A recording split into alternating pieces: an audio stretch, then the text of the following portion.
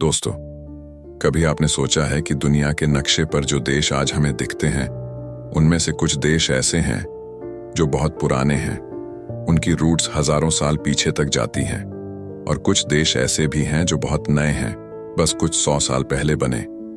अब अगर मैं आपसे पूछूं कि कौन सा देश दुनिया का सबसे पुराना सिविलाइजेशन लेकर आज भी खड़ा है, तो शायद आपके दिमाग में सबसे पहले नाम आएगा चाइना का।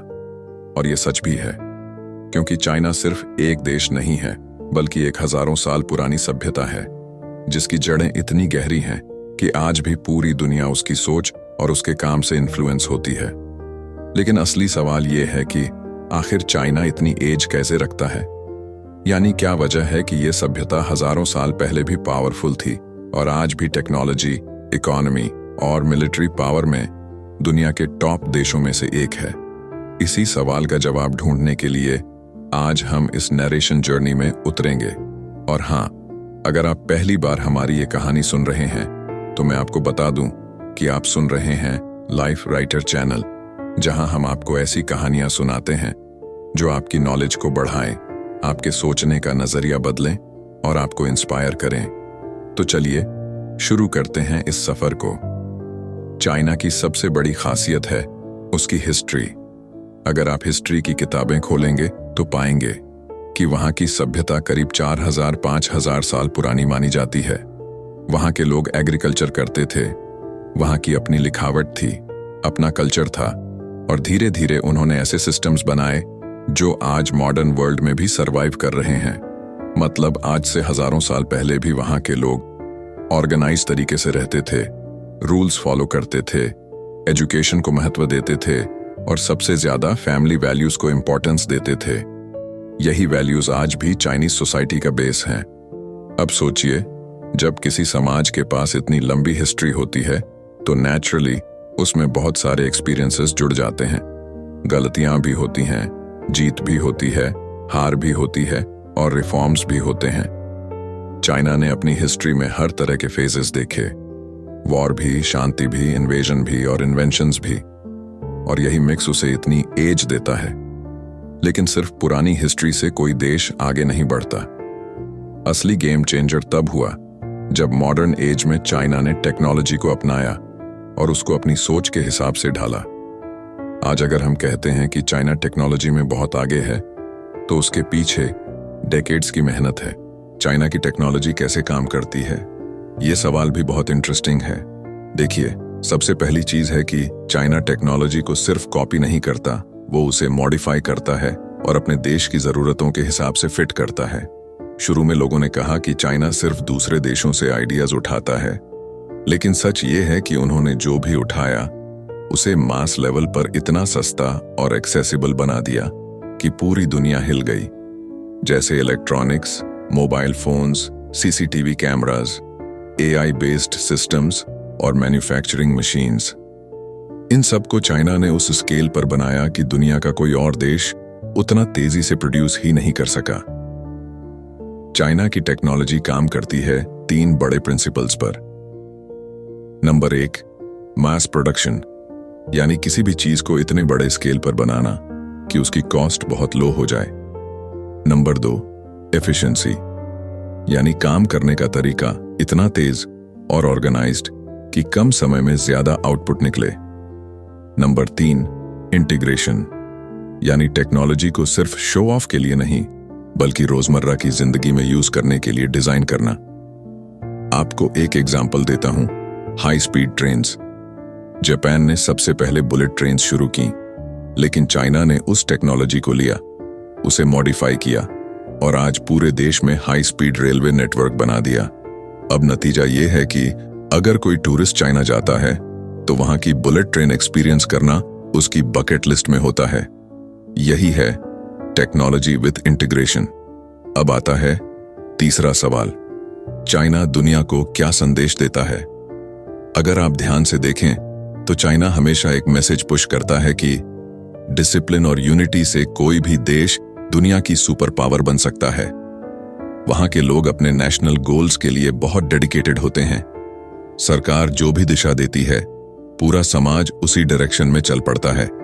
चाहे वो मैन्युफैक्चरिंग हब बनना हो, चाहे स्पेस में जाना हो या फिर आर्टिफिशियल इंटेलिजेंस को ग्लोबल लेवल पर लीड करना हो। चाइना का मैसेज यही है कि अगर आप एक साथ मिलकर डिसिप्लिन के साथ काम करते हैं तो कोई भी ड्रीम असंभव नहीं है। अब दोस्तों, अगर आपको इस ऑडियो बुक नैरेशन से कुछ नया सीखने को मिल रहा है, अगर आपको नॉलेज बढ़ाने में थोड़ी भी मदद हो रही है, तो प्लीज इस वीडियो को लाइक करिए, शेयर करिए और कमेंट करिए, ताकि हमें भी पता चले कि आप हमारी मेहनत को अप्रिशिएट करते हैं। और अगर आप हमारे चैनल पर नए हैं तो लाइफ राइटर को सब्सक्राइब जरूर कर लीजिए, क्योंकि यहाँ पर आपको ऐसी ही डीप और मीनिंगफुल कहानियां मिलेंगी जो सिर्फ एंटरटेन नहीं करती बल्कि एजुकेट भी करती हैं। चाइना की कहानी इतनी लंबी और इंटरेस्टिंग है कि एक बार सुनना शुरू कर दो तो लगता है जैसे कोई पूरा हिस्टोरिकल ड्रामा चल रहा है, जिसमें कभी किंग्स और एम्परर्स आते हैं, कभी फॉरेन इन्वेजन्स होते हैं, कभी इन्वेंशंस होते हैं और फिर मॉडर्न एज का डेवलपमेंट शुरू होता है। दोस्तों, जब हम चाइना की पुरानी हिस्ट्री को देखते हैं तो हमें समझ आता है कि वहां की सभ्यता हमेशा से ही एक साइकिल में घूमती रही है। कभी वहां पीस रहा है, कभी वॉर, कभी स्ट्रॉन्ग एम्परर्स आए तो कभी कमजोर रूलर्स, लेकिन हर बार सोसाइटी ने खुद को संभाला और फिर से उठ खड़ी हुई। यही रेजिलियंस, यानी गिरने के बाद बार बार उठना, चाइना को इतनी लंबी एज देता है। चाइना की सबसे पहली सभ्यता मानी जाती है येलो रिवर सिविलाइजेशन। ये वही जगह है जहां सबसे पहले एग्रीकल्चर का प्रॉपर सिस्टम शुरू हुआ, यानी हजारों साल पहले ही वहां के लोग फार्मिंग टेक्निक्स जानते थे। अब सोचिए, जहां फार्मिंग होगी वहीं पॉपुलेशन बढ़ेगी, वहीं टाउन्स और सिटीज बनेंगे और वहीं से एजुकेशन और एडमिनिस्ट्रेशन की जरूरत पड़ेगी। इसी वजह से चाइना में बहुत अर्ली स्टेज पर एक ऑर्गेनाइज्ड सोसाइटी डेवलप हो गई। फिर आते हैं वहां के डायनेस्टीज, जैसे शांग डायनेस्टी, जो डायनेस्टी, चिन डायनेस्टी और हान डायनेस्टी। हर डायनेस्टी ने सोसाइटी को कुछ नया दिया। चिन डायनेस्टी के एम्परर चिन शी हुआंग ने पहली बार पूरा देश यूनिफाई किया और ग्रेट वॉल ऑफ चाइना की नींव रखी। हान डायनेस्टी के समय चाइना का कल्चर और भी रिच हुआ और सिल्क रोड की शुरुआत हुई, जिससे ट्रेड पूरी दुनिया तक फैल गया। अब यही ट्रेड नेटवर्क चाइना को वर्ल्ड मैप पर कनेक्ट करने लगा। Silk, spices, paper, gun powder, ये सब इन्वेंशंस चाइना से ही पूरी दुनिया में पहुंचे। अब अगर आप सोचें तो ये चीजें सिर्फ इन्वेंशंस नहीं थीं, ये मैसेजेस थे। गन पाउडर ने दुनिया का युद्ध सिस्टम बदल दिया, पेपर ने एजुकेशन और नॉलेज को फैलाया, सिल्क और स्पाइसेस ने ग्लोबल ट्रेड को इंट्रोड्यूस किया। यानी हर इन्वेंशन के साथ चाइना ने दुनिया को एक नया रास्ता दिखाया। मॉडर्न वर्ल्ड में चाइना ने फिर से यही पैटर्न फॉलो किया, लेकिन इस बार बेस बना टेक्नोलॉजी। अब बात करते हैं कि चाइना की टेक्नोलॉजी एक्चुअली कैसे काम करती है। आज अगर आप कोई भी मोबाइल फोन उठाए, चाहे वो एप्पल का आईफोन हो या सैमसंग का फ्लैगशिप मॉडल, उसमें कुछ ना कुछ पार्ट्स चाइना में बने होंगे। ऐसा क्यों? क्योंकि चाइना ने पूरे वर्ल्ड का मैन्युफैक्चरिंग हब बनने का सपना देखा और उसे रियलिटी बना दिया। मैन्युफैक्चरिंग के पीछे उनका सीक्रेट है उनका इकोसिस्टम। देखिए, दुनिया में बहुत सारे कंट्रीज मैन्युफैक्चरिंग करते हैं, लेकिन चाइना में एक कंप्लीट चेन है। रॉ मटेरियल से लेकर फाइनल प्रोडक्ट तक सब कुछ एक ही जगह अवेलेबल है। अगर एक कंपनी को चिप बनानी है तो पास ही उसका सप्लायर भी है और पास ही उसका असेंबलर भी है। यही इकोसिस्टम चाइना को अनमैच्ड एफिशिएंसी देता है। आर्टिफिशियल इंटेलिजेंस यानी एआई में भी चाइना तेजी से आगे बढ़ रहा है। आज surveillance systems, face recognition, smart city projects, इनमें से ज्यादातर टेक्नोलॉजीज चाइना ने इंप्लीमेंट की हैं। वहां के बड़े शहरों में हर कॉर्नर पर सीसीटीवी है और हर सीसीटीवी एक सेंट्रलाइज्ड एआई सिस्टम से जुड़ा है। अब ये बात बाकी दुनिया को डराती भी है और इंस्पायर भी करती है। डराती इसलिए है क्योंकि इससे प्राइवेसी का सवाल उठता है, और इंस्पायर इसलिए क्योंकि इतनी बड़ी पॉपुलेशन को मैनेज करने के लिए ऐसा सिस्टम ही काम करता है। अब सवाल है कि चाइना की ये टेक्नोलॉजी बाकी दुनिया को क्या संदेश देती है। इसका सिंपल मैसेज है, अगर आप रिसोर्सेज को एफिशिएंटली यूज करो, डिसिप्लिन के साथ काम करो और लॉन्ग टर्म विजन रखो, तो आप किसी भी स्केल पर काम कर सकते हो। चाइना हमेशा शॉर्ट टर्म गोल्स से ज्यादा लॉन्ग टर्म गोल्स पर फोकस करता है। अगर आज वो कोई प्रोजेक्ट शुरू करते हैं तो उसके रिजल्ट्स 20-30 साल बाद आते हैं, लेकिन उनका पेशेंस उतना स्ट्रांग है कि वो वेट कर सकते हैं, यूं यही चीज बाकी दुनिया में कम दिखाई देती है। अब मैं आपको एक छोटी सी कहानी सुनाता हूं, शेंजन नाम की एक जगह की। ये शहर 1980s तक एक छोटा सा फिशिंग विलेज था, लेकिन जब चाइनीज गवर्नमेंट ने वहां स्पेशल इकोनॉमिक जोन बनाया तो कुछ ही सालों में शेंजन दुनिया का सबसे बड़ा टेक हब बन गया। आज भी वहां हर जगह आपको फैक्ट्रीज, आरडी सेंटर्स और ग्लोबल कंपनीज मिलेंगी। एप्पल, हुआवे, शाओमी, DJI, ये सब ब्रांड्स शेंजन से ही जुड़े हैं। अब आप सोच सकते हैं कि सिर्फ 30-40 साल में एक विलेज से ग्लोबल हब बनना कितना बड़ा अचीवमेंट है। यही है चाइना का असली स्ट्रेंथ, विजन और एग्जीक्यूशन। अब अगर हम चाइना के मैसेज की बात करें तो एक और इंपॉर्टेंट चीज है सेल्फ रिलायंस। चाइना हमेशा ये कहता है कि किसी भी देश को पूरी तरह दूसरों पर डिपेंड नहीं होना चाहिए। वो खुद को हर फील्ड में इतना स्ट्रांग बनाना चाहता है कि कोई भी ग्लोबल क्राइसिस उसे रोक ना पाए।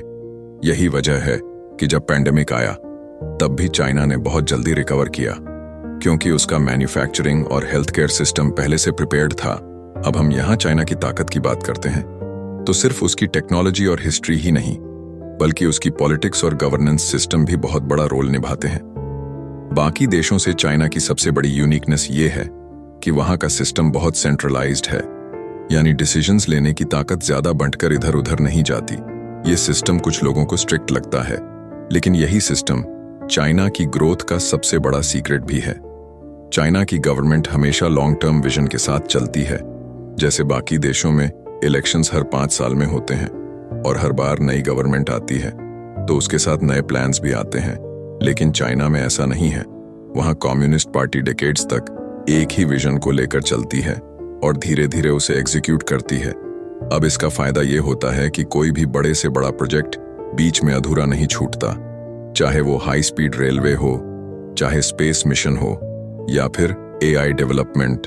हर प्रोजेक्ट पूरा होने तक लगातार काम चलता रहता है। अब आप सोचिए, अगर किसी सोसाइटी में बार बार प्लान्स बदलते ही ना हो तो नेचुरली प्रोग्रेस ज्यादा तेज होगी। यही रीजन है कि चाइना इतने बड़े लेवल पर प्रोजेक्ट्स कंप्लीट कर पाता है। लेकिन ये सिर्फ गवर्नेंस सिस्टम की बात नहीं है, यहाँ लोगों की यूनिटी भी बहुत इंपॉर्टेंट है। चाइना के लोग अपनी गवर्नमेंट पर बहुत ट्रस्ट रखते हैं और वो मानते हैं कि अगर सोसाइटी को स्ट्रांग बनाना है तो सबको मिलकर काम करना होगा।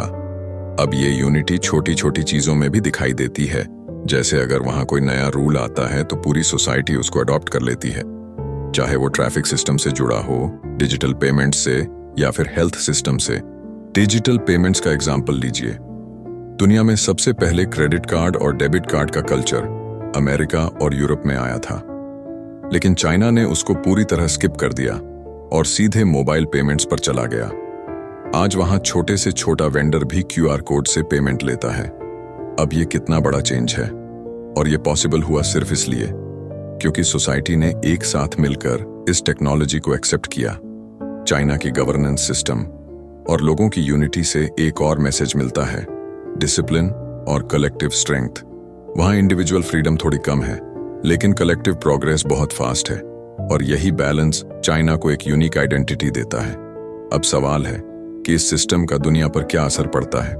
देखिए, बाकी दुनिया में डेमोक्रेसी सबसे बड़ा मॉडल माना जाता है, लेकिन चाइना ये मैसेज देता है कि हर देश का अपना मॉडल होता है। उनका कहना है कि अगर किसी देश के लिए सेंट्रलाइज्ड सिस्टम काम कर रहा है और उससे लोगों की जिंदगी इंप्रूव हो रही है तो उसे चेंज करने की जरूरत नहीं है। यही उनकी सोच है।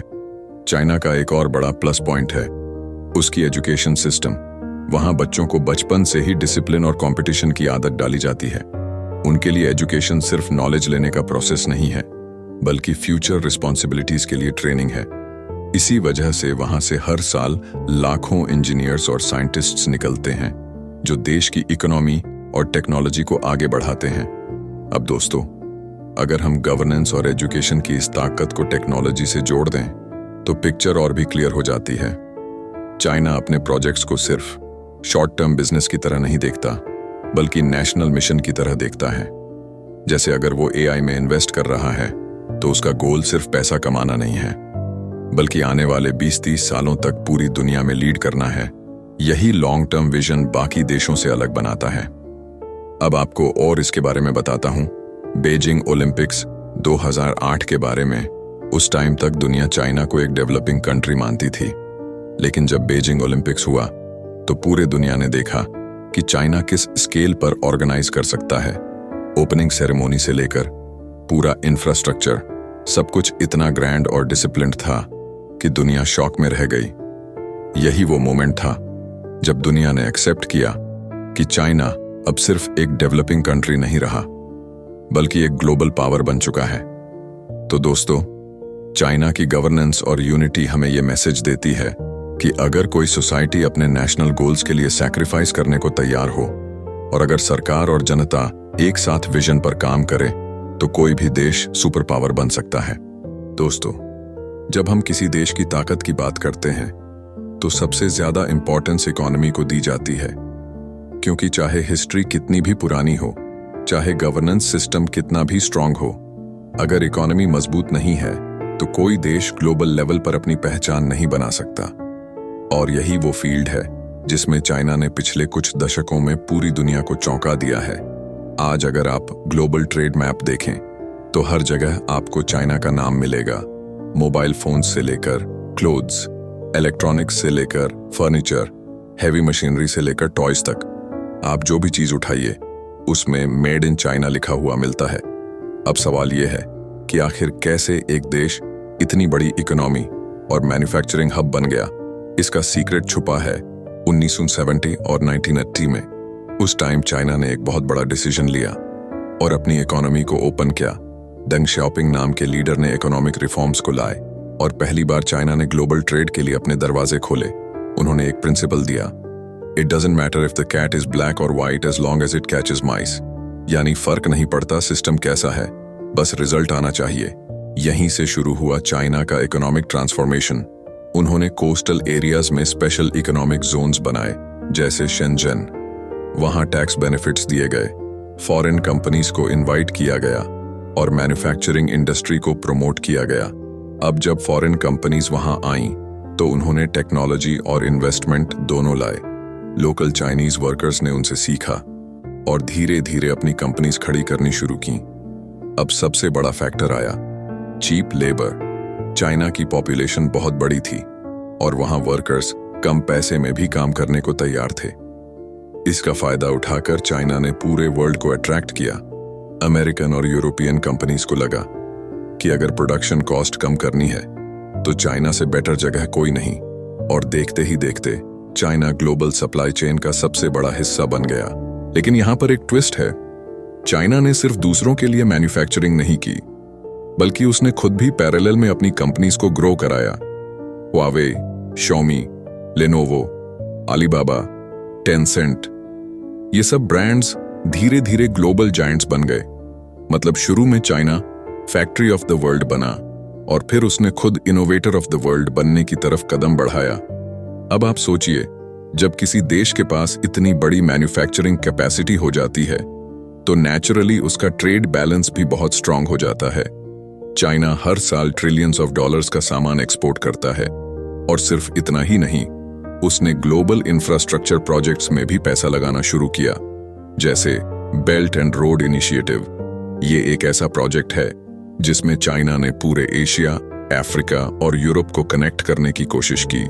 रोड्स, रेलवेज और पोर्ट्स बनाकर इससे दो फायदे हुए। एक तो चाइना का ग्लोबल इन्फ्लुएंस बढ़ा और दूसरा उसका ट्रेड नेटवर्क और भी आसान हो गया। चाइना की इकोनॉमिक पॉलिसीज का एक और बड़ा सीक्रेट है कॉस्ट कंट्रोल और स्पीड। वो किसी भी प्रोडक्ट को इतनी तेजी और कम कॉस्ट में बना लेते हैं कि बाकी दुनिया कंपीट ही नहीं कर पाती।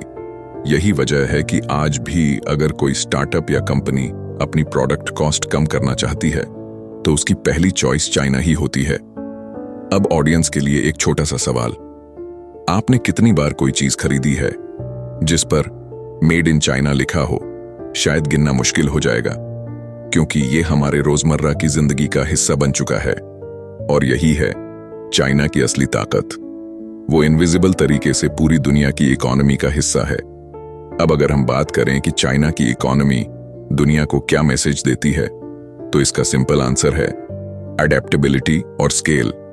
चाइना कहता है कि अगर आपको ग्लोबल इकोनॉमी में सरवाइव करना है तो आपको अडेप्टेबल होना पड़ेगा। सिचुएशंस के हिसाब से बदलना पड़ेगा और काम को इतना बड़े स्केल पर करना पड़ेगा कि कोई आपको चैलेंज ना कर पाए। एक और इंटरेस्टिंग फैक्ट, चाइना ने सिर्फ मैन्युफैक्चरिंग में ही नहीं बल्कि डिजिटल इकोनॉमी में भी धमाका किया है। अलीबाबा और JD.com जैसे ई-कॉमर्स जायंट्स ने ऑनलाइन शॉपिंग को इतना पॉपुलर बना दिया कि आज चाइनीज लोग कैश से ज्यादा मोबाइल ऐप्स से पेमेंट करते हैं। वीचैट और एलीपे जैसे ऐप्स ने पूरे फाइनेंशियल सिस्टम को बदल दिया। मतलब इकोनॉमी सिर्फ फैक्ट्रीज पर डिपेंड नहीं है बल्कि पूरी तरह डिजिटल इकोसिस्टम पर भी खड़ी है।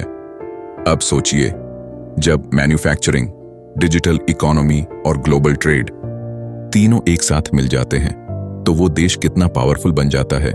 यही रीजन है कि आज अमेरिका भी चाइना को अपने सबसे बड़े कंपेटिटर के रूप में देखता है। दोस्तों, अब तक हमने चाइना की हिस्ट्री, उसकी गवर्नेंस और उसकी इकोनॉमी के बारे में सुना, लेकिन असली गेम चेंजर तब हुआ जब चाइना ने टेक्नोलॉजी को अपने हाथों में लिया। क्योंकि आज की दुनिया में जिसकी टेक्नोलॉजी सबसे आगे होगी वही आने वाले कल का असली लीडर बनेगा। और यही बात चाइना बहुत पहले समझ गया था। अगर आप सोचें तो टेक्नोलॉजी सिर्फ गैजेट्स तक सीमित नहीं है। टेक्नोलॉजी का मतलब है वो सारी इनोवेशंस जो इंसान की जिंदगी को आसान बनाती हैं, सोसाइटी को फास्ट बनाती हैं और इकोनॉमी को और भी स्ट्रांग बनाती हैं। और इसी डेफिनेशन के हिसाब से चाइना ने टेक्नोलॉजी को अपनाया। सबसे पहले बात करते हैं आर्टिफिशियल इंटेलिजेंस यानी AI की। आज दुनिया कहती है कि AI फ्यूचर है, लेकिन चाइना ने उसे प्रेजेंट बना दिया है। वहां सर्वेलेंस कैमरास हर जगह लगे हैं और हर कैमरा एक AI सिस्टम से जुड़ा है। अब ये सिस्टम सिर्फ ट्रैफिक कंट्रोल नहीं करता बल्कि क्राइम रोकने में भी काम आता है। इमेजिन कीजिए, अगर किसी शहर में कोई इंसिडेंट होता है तो कुछ ही मिनटों में अथॉरिटीज उस जगह पर पहुंच जाती हैं, क्योंकि कैमरास और AI सिस्टम उन्हें रियल टाइम डेटा दे रहे होते हैं।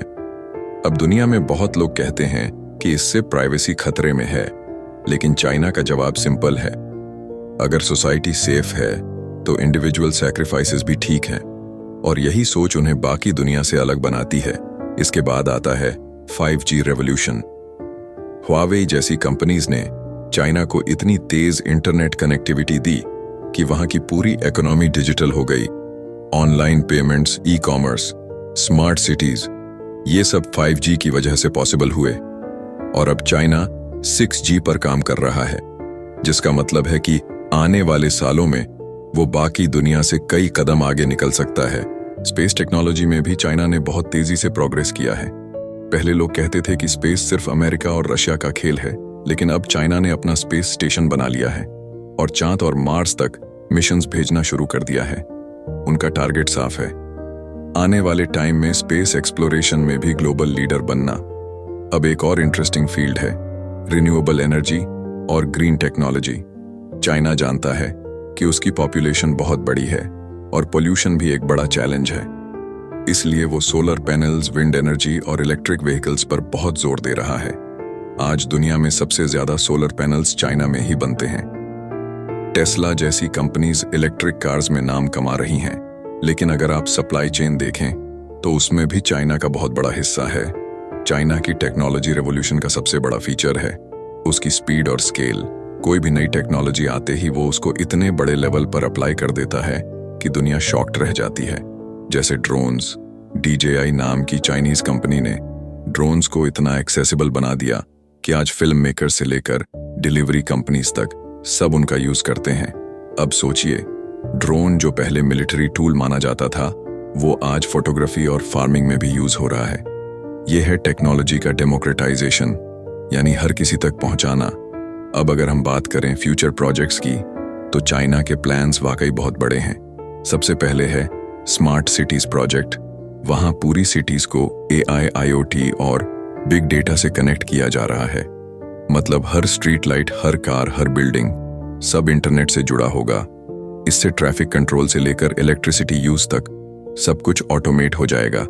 दूसरा है डिजिटल युआन, यानी चाइना की खुद की डिजिटल करेंसी।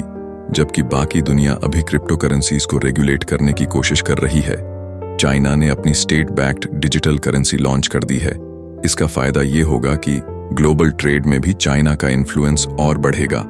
तीसरा है space colonisation vision. China openly कह चुका है कि आने वाले दशकों में वो चांद पर अपना बेस बनाएगा और मार्स तक भी पहुंचेगा। अब ये सुनने में साई-फाई मूवी जैसा लगता है, लेकिन अगर किसी देश के पास इतना विजन और रिसोर्सेज हैं तो उसे लाइटली नहीं लेना चाहिए। अब ऑडियंस के लिए एक छोटा सा सवाल, आपको क्या लगता है आने वाले 20 सालों में टेक्नोलॉजी की दौड़ कौन जीतेगा, अमेरिका या चाइना? कमेंट में जरूर बताइए।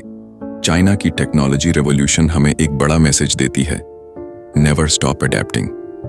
अगर आपको सरवाइव करना है तो आपको फ्यूचर की तरफ देखना होगा और हर नई टेक्नोलॉजी को अडॉप्ट करके अपनी जिंदगी और सोसाइटी को बदलना होगा। दोस्तों, जब भी हम किसी देश की ताकत की बात करते हैं तो ज्यादातर लोग इकोनॉमी, मिलिट्री और टेक्नोलॉजी की तरफ देखते हैं, लेकिन असली ताकत सिर्फ यही नहीं होती। किसी देश की पहचान और उसका असली इन्फ्लुएंस उसकी सॉफ्ट पावर से भी आता है।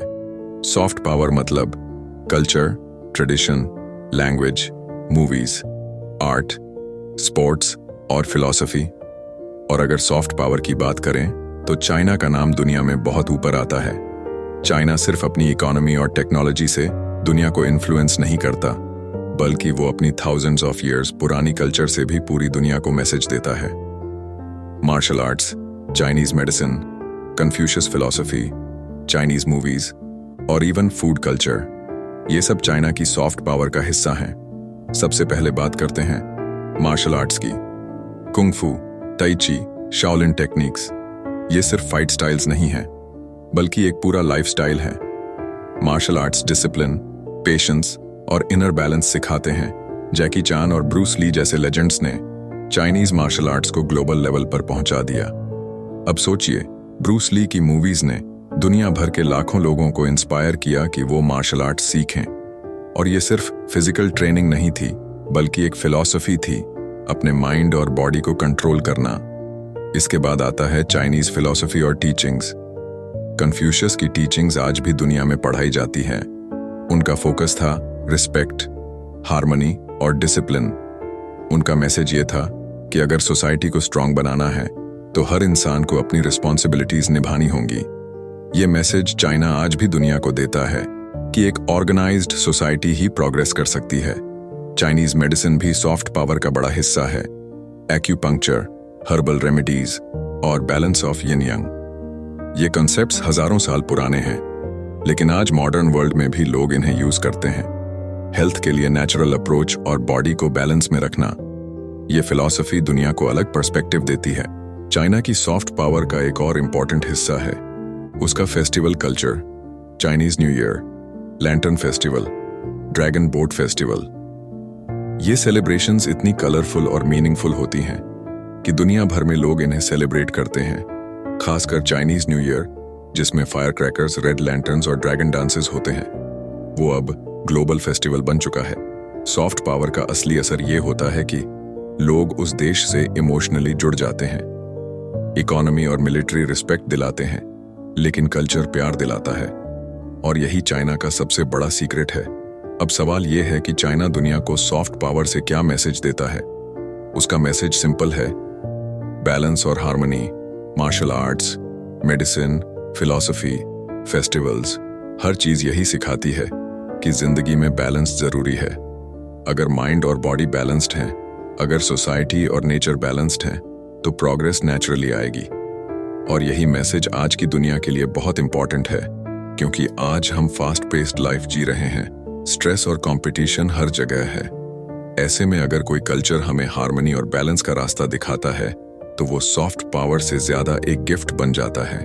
दोस्तों, अब तक हमने देखा कि चाइना की हिस्ट्री कितनी पुरानी है, उसकी टेक्नोलॉजी कैसे काम करती है और उसकी सॉफ्ट पावर कैसे पूरी दुनिया को कनेक्ट करती है। लेकिन अब सबसे बड़ा सवाल यही है कि चाइना आज की दुनिया को असल में क्या मैसेज देना चाहता है और उसका फ्यूचर विजन क्या है।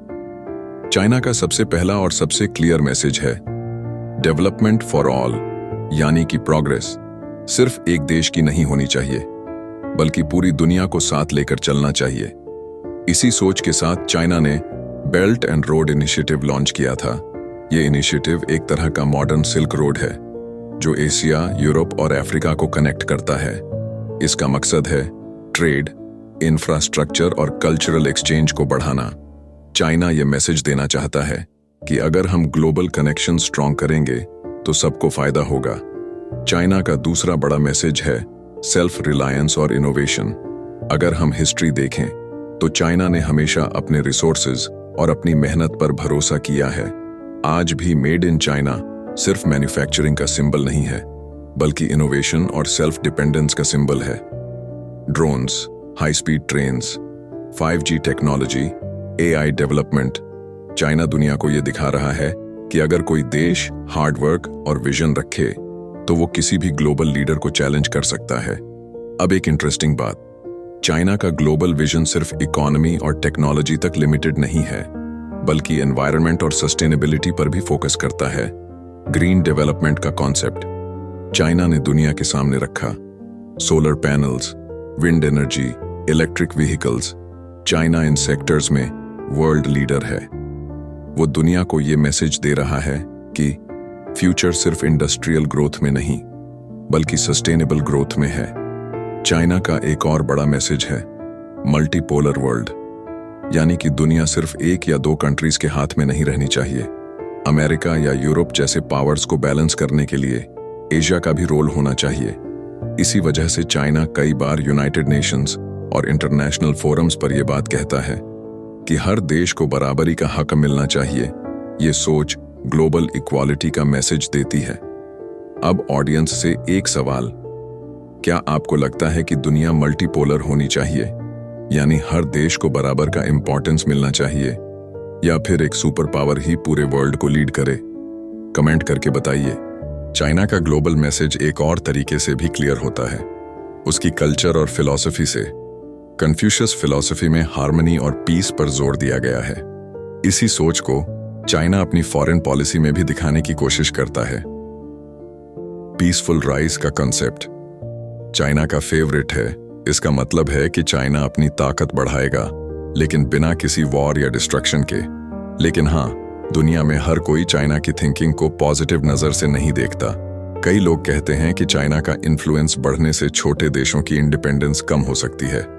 वहीं कुछ लोग मानते हैं कि चाइना का राइज दुनिया के लिए नया अपॉर्चुनिटी है। ये डिबेट आज भी चल रही है। अब बात करते हैं चाइना के फ्यूचर विजन की। आने वाले सालों में चाइना का फोकस 3 चीजों पर सबसे ज्यादा होगा। Number 1, technology leadership, artificial intelligence, robotics, biotechnology और स्पेस रिसर्च। चाइना इन सब में इन्वेस्ट कर रहा है। उसका एम है कि 2050 तक वो ग्लोबल इनोवेशन लीडर बन जाए। नंबर 2, सस्टेनेबल ग्रोथ, पोल्यूशन और क्लाइमेट चेंज की प्रॉब्लम को चाइना ने सीरियसली लिया है। आने वाले सालों में इलेक्ट्रिक कार्स, रिन्यूएबल एनर्जी और इको फ्रेंडली इंफ्रास्ट्रक्चर पर उसका जोर और बढ़ेगा। Number 3, global influence, belt and road initiative, Asian infrastructure, investment bank और इंटरनेशनल पार्टनरशिप्स। ये सब चाइना की स्ट्रैटेजी का हिस्सा है। उसका विजन है कि वो सिर्फ एक रीजनल पावर न रहकर, बल्कि पूरी दुनिया की इकोनॉमी और पॉलिटिक्स में की रोल प्ले करे। अब सबसे इंटरेस्टिंग बात, चाइना का फ्यूचर विजन सिर्फ प्रैक्टिकल चीजों पर नहीं, बल्कि इमोशनल कनेक्ट पर भी आधारित है। वो चाहता है कि दुनिया उसकी कल्चर, फेस्टिवल्स और ट्रेडिशंस को अपनाए और उसे एक पॉजिटिव लाइट में देखे। यही उसकी लॉन्ग टर्म स्ट्रैटेजी है, सॉफ्ट पावर और हार्ड पावर, दोनों का बैलेंस। तो दोस्तों, यही है चाइना का असली global message, balance, development for all और पीसफुल राइज। और उसका फ्यूचर विजन क्लियर है, टेक्नोलॉजी, सस्टेनेबिलिटी और ग्लोबल लीडरशिप। दोस्तों, अब वक्त आ गया है इस पूरी कहानी को समेटने का। हमने शुरुआत में सवाल उठाया था, चाइना इतनी एज वाला देश क्यों है, उसकी टेक्नोलॉजी कैसे काम करती है और वो दुनिया को क्या मैसेज देता है। और इन सवालों के जवाब ढूंढते ढूंढते हमने हजारों साल पुरानी हिस्ट्री देखी, कल्चर और फिलॉसफी समझी, टेक्नोलॉजी और इनोवेशन एक्सप्लोर किए और फिर चाइना के ग्लोबल मैसेज और फ्यूचर विजन तक पहुंचे। अगर एक लाइन में कहें तो चाइना हमें यह सिखाता है कि टाइम, पेशेंस और विजन, ये तीनों किसी भी देश या इंसान को मजबूत बनाते हैं। चाइना की एज सिर्फ उसकी हिस्ट्री नहीं है, बल्कि उसकी ताकत है। हजारों साल का एक्सपीरियंस उसे वो डेप्थ देता है जो किसी नए देश के पास नहीं हो सकती। और यही चीज हमें भी अपनी जिंदगी में समझनी चाहिए कि हर एक्सपीरियंस, हर स्ट्रगल, हर छोटी बड़ी बात हमें फ्यूचर के लिए तैयार करती है। टेक्नोलॉजी की बात करें तो चाइना हमें दिखाता है कि अगर कोई देश हार्ड वर्क, रिसर्च और कंटिन्यूअस इंप्रूवमेंट करता रहे तो वो दुनिया में किसी भी लेवल तक पहुंच सकता है। यही चीज हम अपनी पर्सनल लाइफ में भी अप्लाई कर सकते हैं। अगर हम छोटी छोटी स्किल्स पर मेहनत करें, हर दिन थोड़ा थोड़ा बेटर बनने की कोशिश करें, तो एक दिन हम भी अपनी फील्ड में लीडर बन सकते हैं। सॉफ्ट पावर और कल्चर की बात करें तो चाइना हमें सिखाता है कि असली ताकत सिर्फ पैसा और ताकत में नहीं होती, बल्कि वैल्यूज और आइडेंटिटी में होती है। जब हमारी कल्चर स्ट्रांग होती है, जब हमारी सोच पॉजिटिव होती है, तभी हम दूसरों के दिलों में जगह बना सकते हैं। और यही बात इंडिविजुअल लेवल पर भी सही है।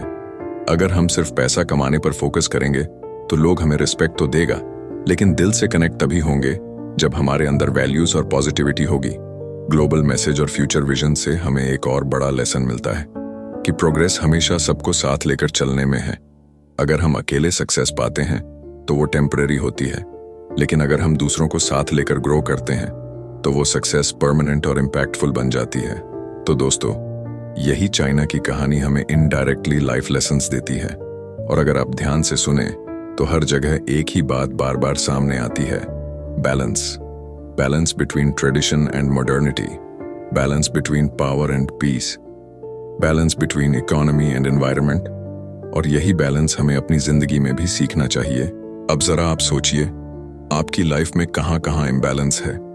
क्या आप सिर्फ काम पर फोकस करते हैं और फैमिली को इग्नोर करते हैं, या फिर सिर्फ एंटरटेनमेंट में टाइम वेस्ट करते हैं और ग्रोथ पर ध्यान नहीं देते? अगर ऐसा है तो शायद ये स्टोरी आपको एक रिमाइंडर की तरह काम करेगी कि बैलेंस ही असली की है। तो दोस्तों, अगर आपको ये पूरी ऑडियो बुक नरेशन हेल्पफुल लगी हो, अगर आपको लगा हो कि इससे आपको कुछ सीखने को मिला है, तो इस वीडियो को लाइक जरूर कीजिए, अपने दोस्तों के साथ शेयर कीजिए और हमारे चैनल लाइफ राइटर को सब्सक्राइब कर लीजिए, क्योंकि यहाँ आपको हमेशा ऐसी ही डीप और इंस्पायरिंग कहानियां मिलेंगी। और हाँ, सबसे इंपॉर्टेंट बात, अगर आपके मन में कोई टॉपिक है, कोई सवाल है जिस पर आप चाहते हैं कि मैं अगली वीडियो बनाऊं, तो कमेंट सेक्शन में लिख दीजिए। मैं पर्सनली कमेंट्स पढ़ता हूं और आपकी कमेंट की हुई टॉपिक पर नरेशन लेकर आऊंगा। अब अगली वीडियो के लिए बस इतना ही कहना चाहता हूं, तैयार रहिए, क्योंकि अगली बार हम एक और ऐसी कहानी लेकर आएंगे जो आपकी सोच को बदल देगी और आपको एक नया नजरिया देगी।